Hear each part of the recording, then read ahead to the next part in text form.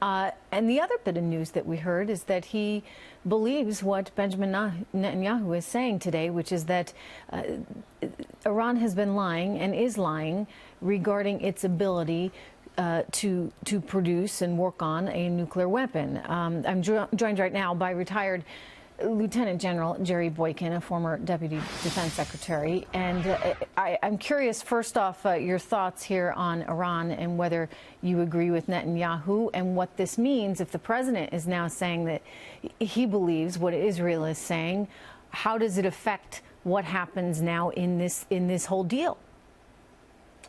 Well, to answer your question directly, yes, I believe that what the Prime Minister laid out in that briefing is true.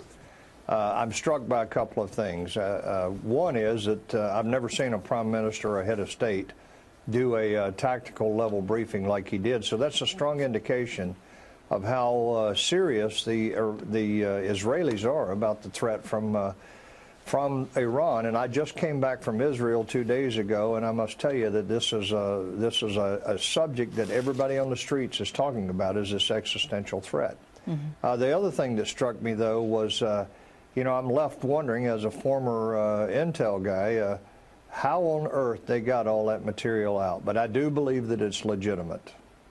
Wow.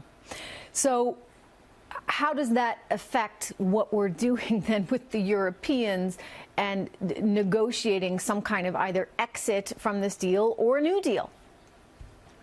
Well, needless to say, the Europeans are doing everything they can to get America to stay in this deal, and I wish I had been a fly on the wall in the discussions with President Macron the other day. But look, I think Trump made this a campaign pledge when he talked about getting out of the deal, and I think that Prime Minister Netanyahu just reinforced him in the most potent kind of way that he could. And I personally don't believe that Mr. Trump is going to stay in this deal. I'm not sure that he'll just blatantly pull out of it, but I think that he'll want to go back to the negotiating table with our allies to see what can be done, particularly in terms of possible reimposition of some sanctions. So how will the Israeli evidence affect our allies? Because that's pretty critical, right? In other words, for this to really have some legs, so to speak, you need the allies on board. I mean, one of the reasons we're seeing success with North Korea is because China, Russia, they all signed on to the sanctions. So we were a united front, the world saying Kim Jong-un cannot continue with his desire to acquire nuclear weapons. The world would need to do the same with Iran. So will they be convinced?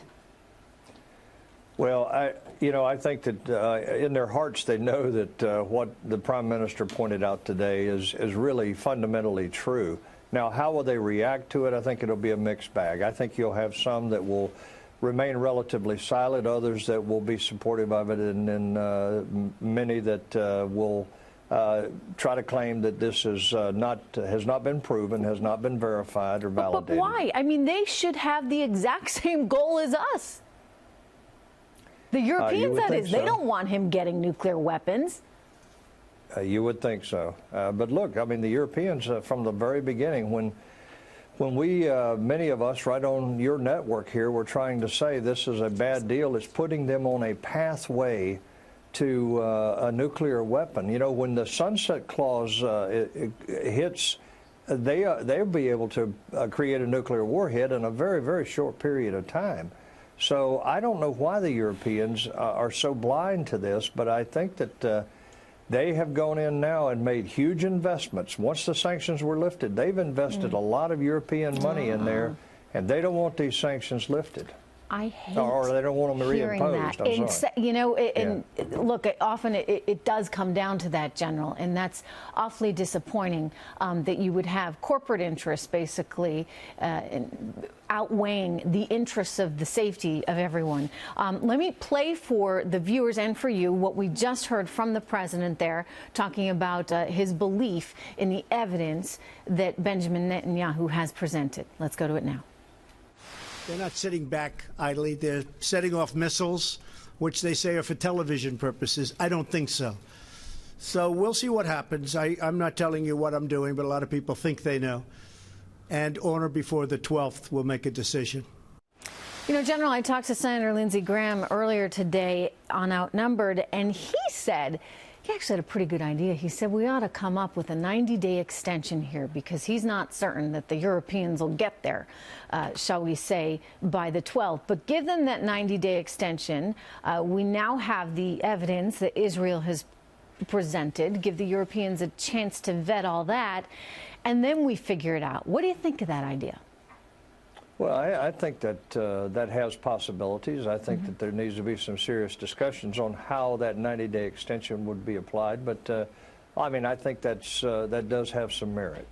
But you know, look, if there's so many corporate interests and so much money that's been invested in Iran, then you know you're going to be fighting all of that, shall we say? They have their own kinds of lobbyists over there. General, it's good to see you.